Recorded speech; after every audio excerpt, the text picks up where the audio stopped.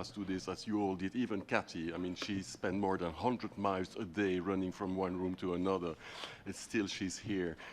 This is a great time that we're going to spend together. In a few minutes, we will really engage with you and presenting you what it is that ISOC is about to do in 2018, our strategic objective. We're very focused, and you will see we're very ambitious, and we won't be able to succeed in our objective if you are not with us. So we will work out something that is called a multi-stakeholder process in action. We hear these words in several meetings, but we will do that here with you. Collaborative process, we will hear from you what you believe we should do with you to make our objective, as I said, very ambitious, working in 2018. Before I get there, we have 2 very inspiring speakers with us today. The first one, I believe I should not present her. This is Cathy Brown, our President and CEO, who will give some thought about what is, in her opinion, the mission of ISOC and how we will get there. She spent fantastic energy to drive this organization to a more focused objective and very practical objective, and we will achieve this in 2018. And then I have Pearse, I don't know who. Pearse is there. Yes, sorry, Pearse. Who represents the European Commission. Pearse is the director in DG Connect, whose teams made wonderful work, which we contribute to. They're calling the NGI, Next Generation Internet. This is similar to our future report. The Commission has launched this as part of Horizon 2020, and Pearse will say a few words about this. So this would be the inspiring part of it, and then the staff of ISOC will be able to introduce to you our major campaigns for next year. But without further delay, Cathy, could you say a few words? Thank you. Thank you, Frédéric. Can you hear me on this okay? Yeah. Is it loud enough? Was that a yes? Okay. Thank you, everyone. Thank you for being here with us this afternoon. I love to see everyone when we come together at the IGF and in many other parts of the world. I get to see members of the Internet Society, remembering that it takes all of us to do what we're here to do as a society, and that is to ensure that we have an open, globally connected, secure, trustworthy Internet for everyone. That's why we are the Internet Society. And what we do, everything we do, is to ensure that that happens. And there's a large group of us. There's almost 100 staff in 24 countries, but then there are 100, and I think when I checked it last, 126 chapters, full of passionate volunteers around the world who themselves are creating opportunities for people to be connected to the Internet, and who are working to preserve and ensure that a secure Internet is available for everyone, everywhere. The opportunities that our chapters and our organizational members actually provide for folks are things that I hope you get to know and see more clearly with the new website that we got up this year. And I hope you are all looking at that site and taking in its features and looking for the information that's on the site. Over the last year, we've spent a lot of time listening to the community about the future of the Internet. What about the Internet do we worry about? And what about the Internet are we excited to be part of and want to see more of? So if you haven't already looked at the report called Pathways to Our Digital Future, you can find this report on the website, and it's an interactive report. What it tries to do is to create a scenario, an idea, and say, well, if these two things happen, one or the other outcome could result. What is our choice? Where do we want to be? What are the policy choices we ought to be making, the technology choices we ought to be making, and what are the conversations we have to have in order for us to get to the future that we all want to get to? It's a very good report, and I would hope that you would spend a little time with this. the things that this organization worry about have to do with the digital divide that results from not only geographies and economies, but also from gender and from other kinds of social biases that we need to and want to be aware of. We know that there are issues around security and safety. We know there are issues around new technologies that we don't understand. What is this artificial intelligence and what does it have to do with the internet? And we know that there are personal privacy issues, personal issues around how we want to use the technology. So there's areas of concern that this community has highlighted, and there's a lot written here and talked about as to how that looks. You trying to get my attention? The brand video? Okay, great. I'll get to that in a minute.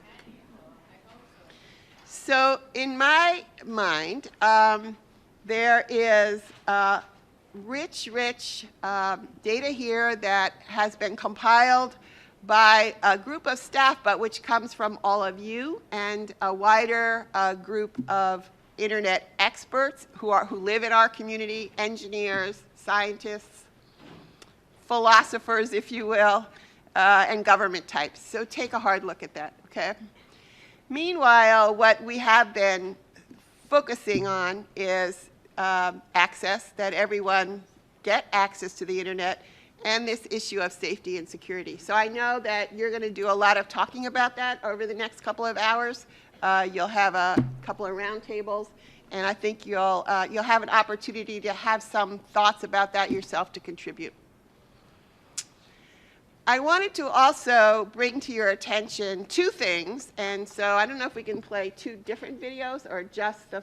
We can play the two, yeah. Can we start with what the chapters have been doing and then go to the other one? Or do I have it mixed up now on you? Yeah, I have the branding one. All right, let's do the branding one first.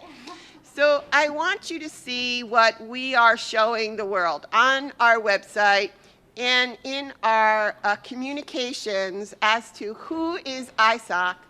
You are going to see this film, and I thought it would be perfect to share it with you all because this is to represent us.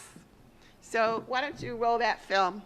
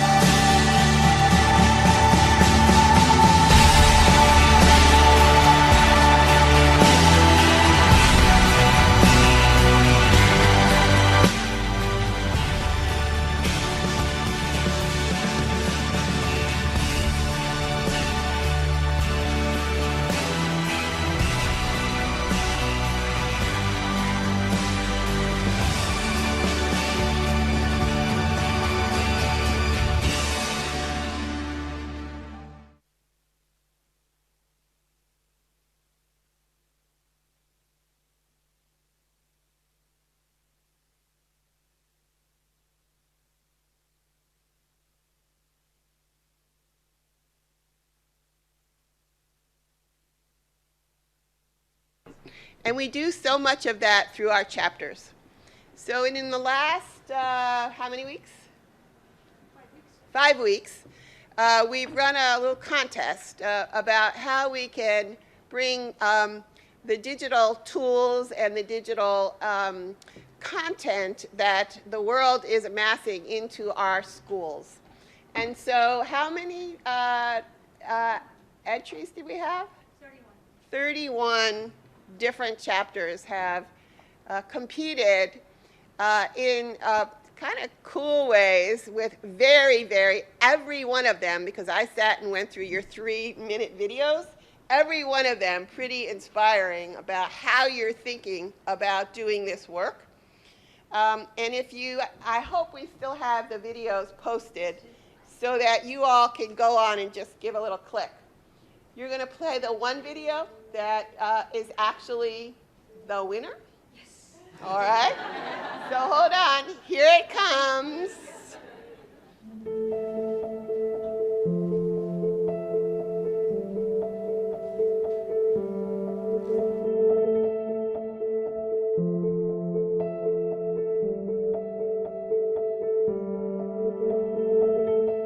Doktor, hemşire. Aslında anaokulu öğretmeni olabilir. Çünkü kadınlar hani çocuklarla daha iyi anlaşır erkeklere göre. Öğretmen, Mimarlık olabilir. gıda mühendisliği.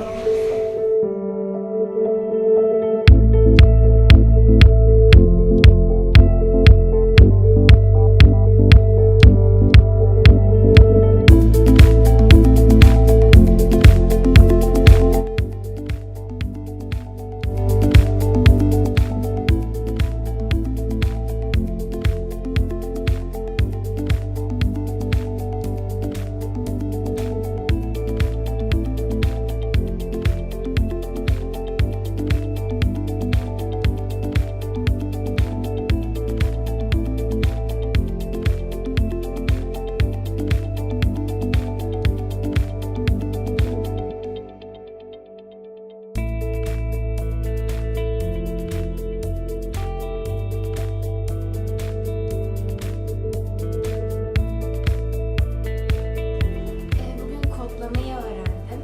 Yani kodlamayı öğrendim. Bilgisayar mühendisliği.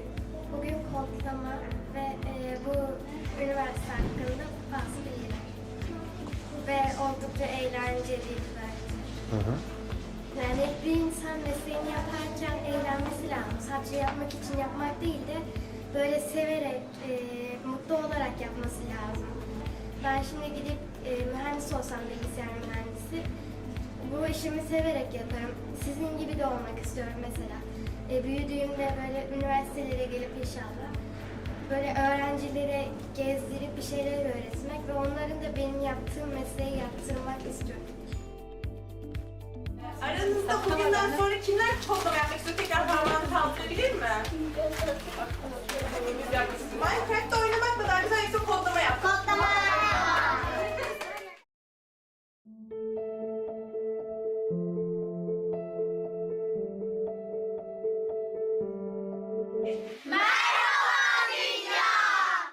Tamam, çok güzeldi. Çok teşekkür ediyoruz arkadaşlar.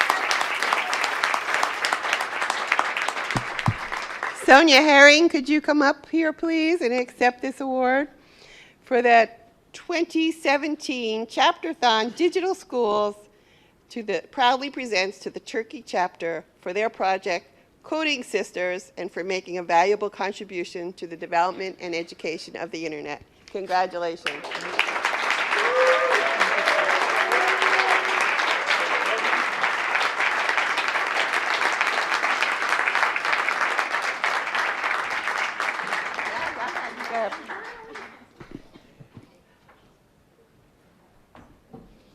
And congratulations to all 31 applicants here. A fabulous job.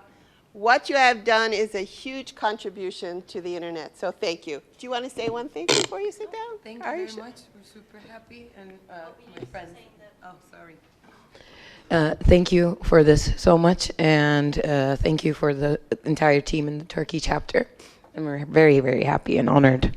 All right.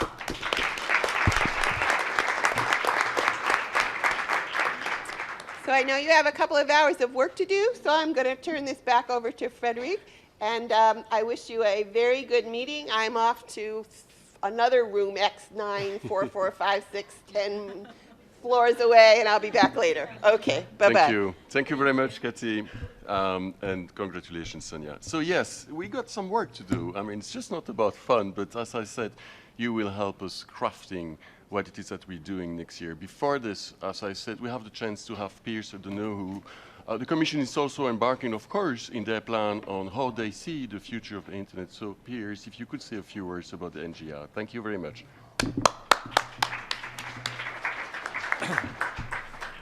Frédéric, thank you very much.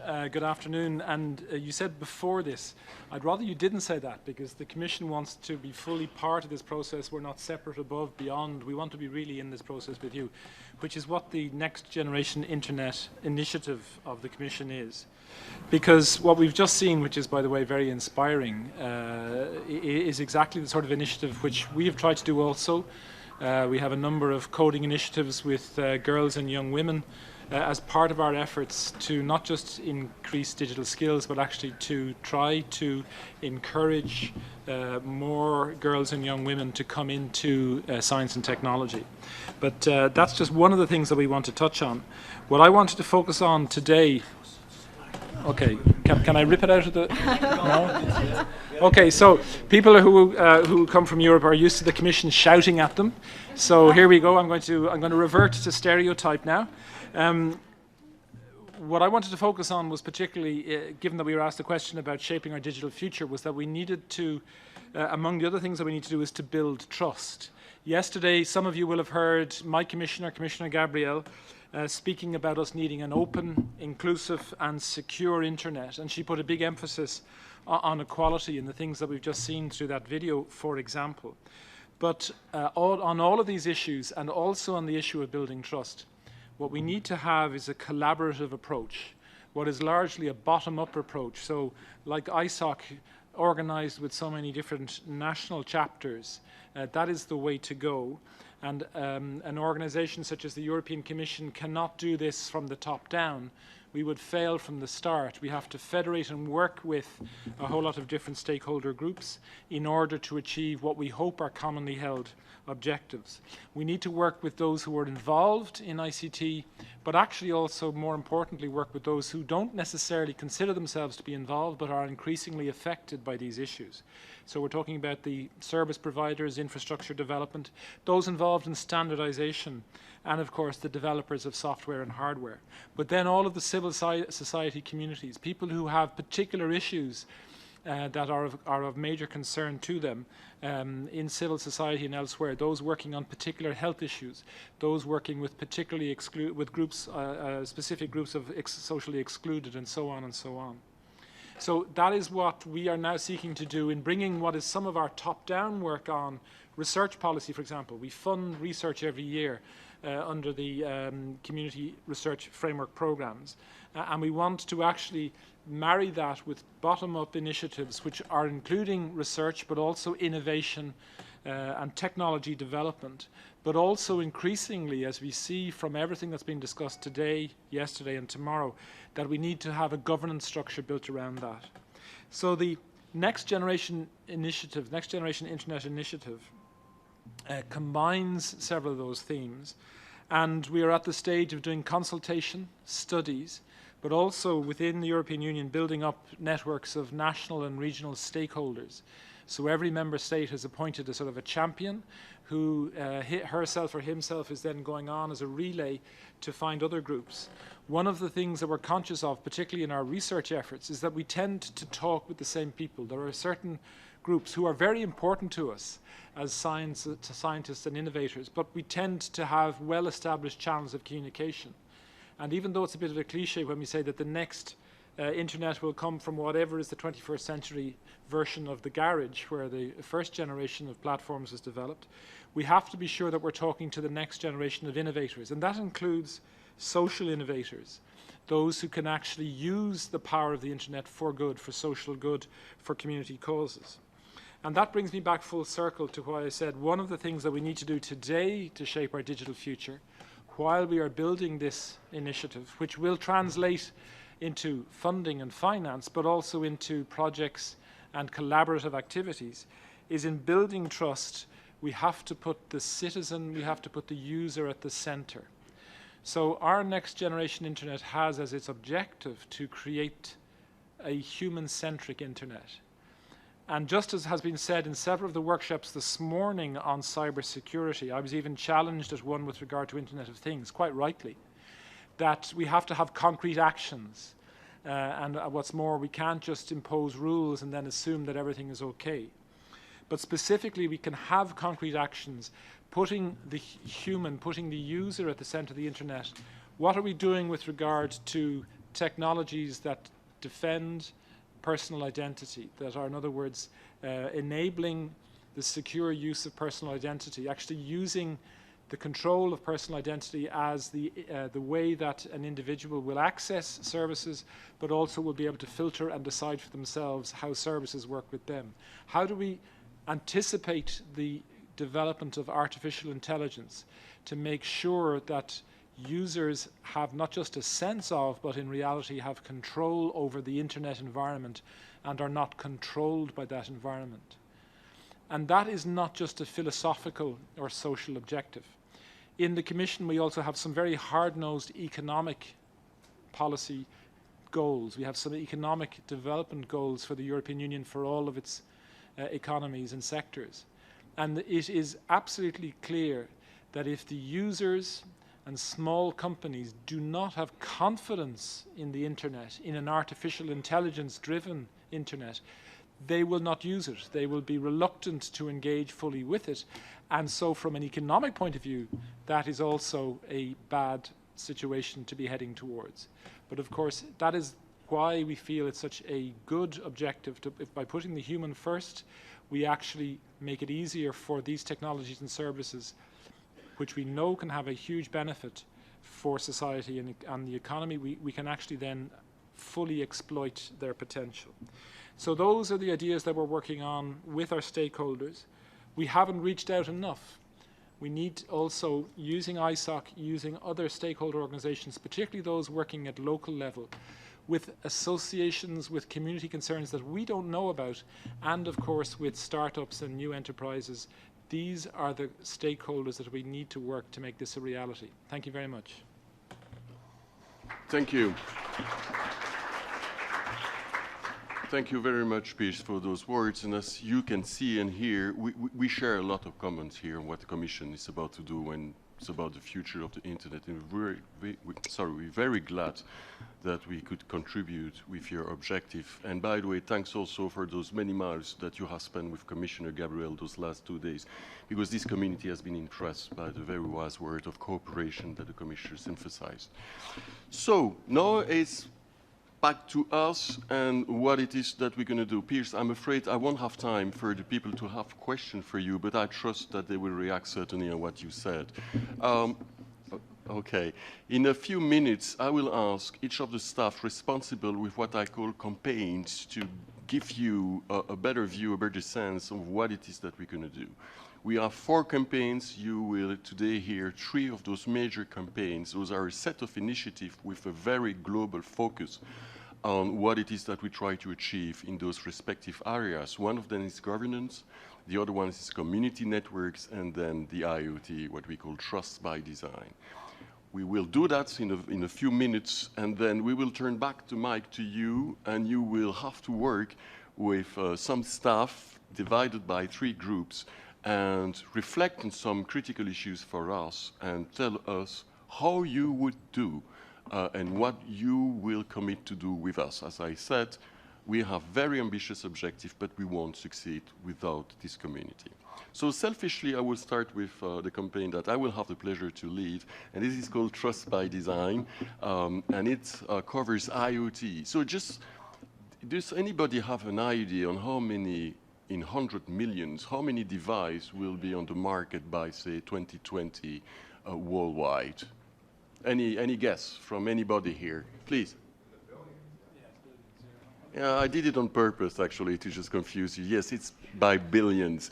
So let me give you the answers. Some of the cautious figures that we've seen is 20 billions by 2020. I've seen other figures, 100 billions, say others, commenters of the IT world. But let's take Gartner and those cautious figures. 20 billion devices with very poor security and poor privacy will be on the internet soon, and when it's on the internet, it means it will be part of the internet. So we decide as ISOC that we should tackle this. The problem is known, but there is few that has been done so far to fix this.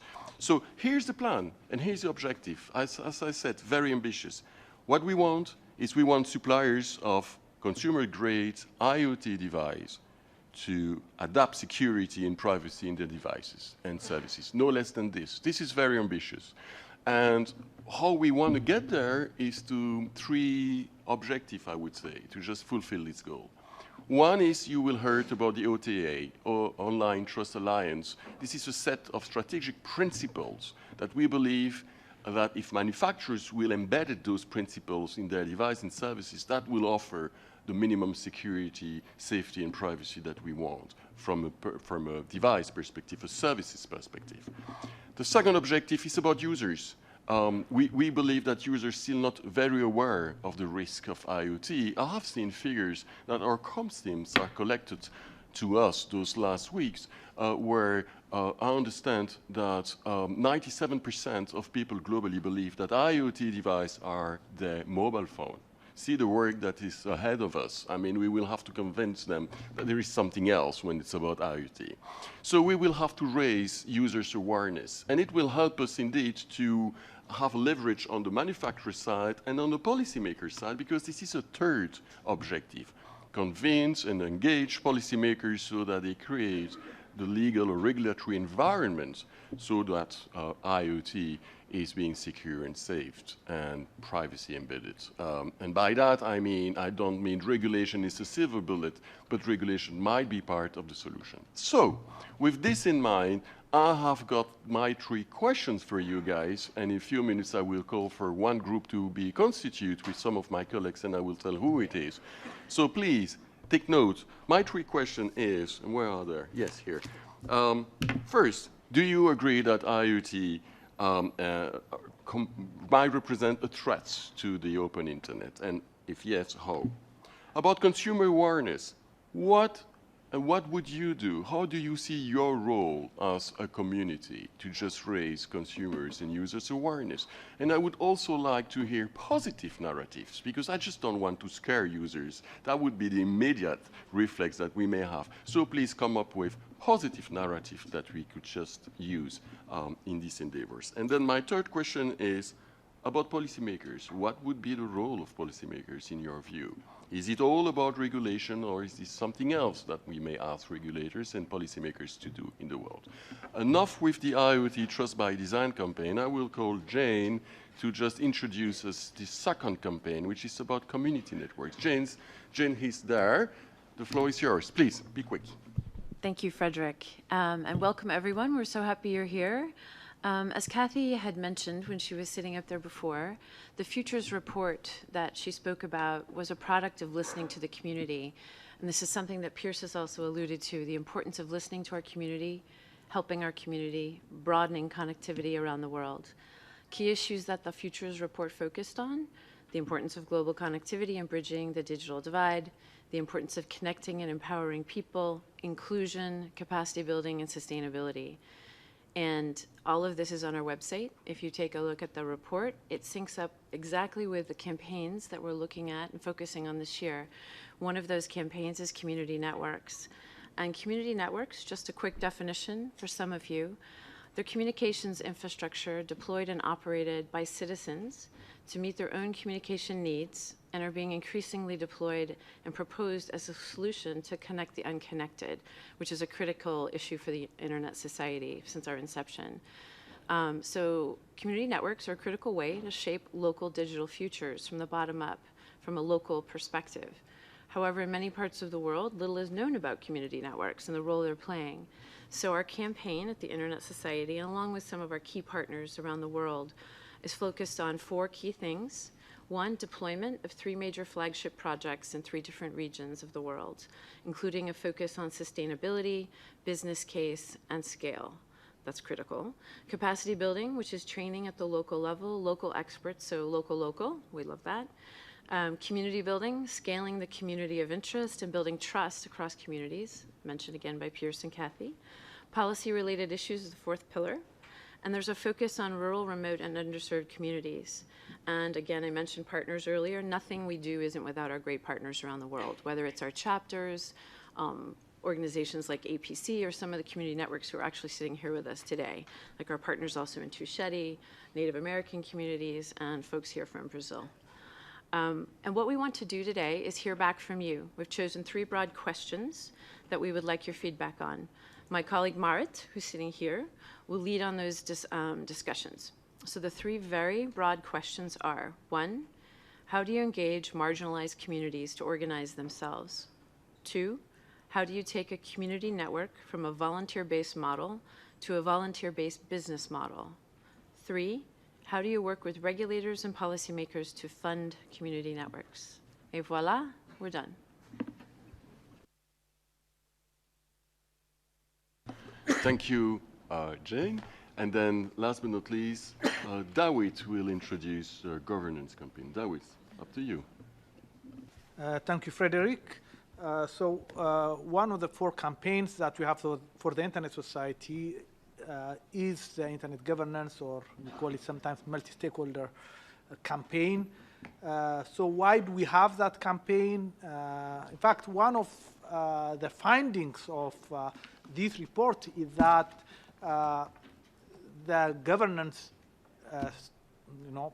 environment is changing.